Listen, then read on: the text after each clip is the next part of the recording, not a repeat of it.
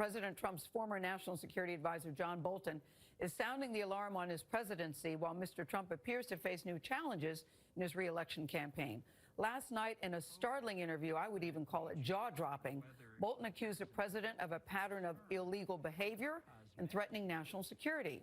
Now, this is ahead of the release of his new book. It's called The Room Where It Happened, which is being published by Simon & Schuster. That's a division of Viacom CBS, by the way. As Weijia Jiang reports from the White House, Bolton is explaining why he chose to launch his attack on the president now. We can get over one term. 2 terms I'm more troubled about.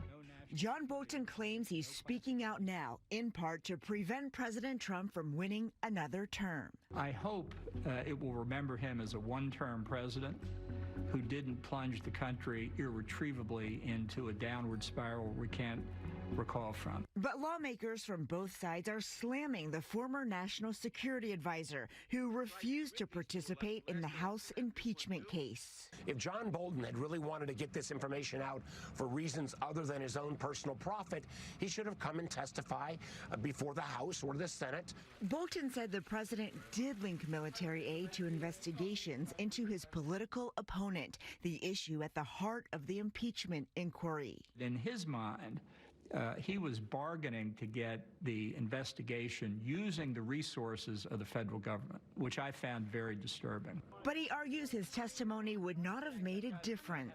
Bolton is bringing attention to what he says is the driving force behind Mr. Trump's decisions, re-election.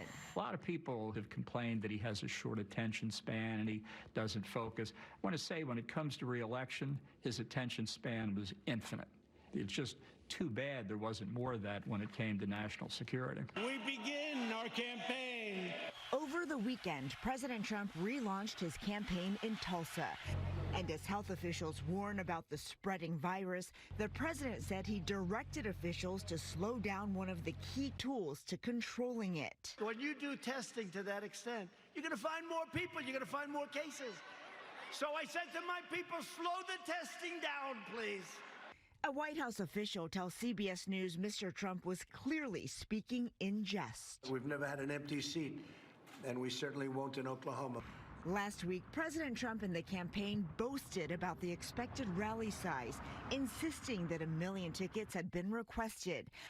But on Saturday, the president looked out into a sea of blue, empty seats. Just over 6,000 people showed up. Sources familiar with the Trump campaign tell CBS News that President Trump was frustrated and angry over the turnout in Oklahoma. CBS News has also learned there are concerns that the campaign lacks an overall game plan. And many Republican sources noted the president's speech on Saturday night did not address his vision for a second term. Tony? All right, Weijia, that comment about testing definitely stood out because right now we turn to alarming numbers in the coronavirus pandemic.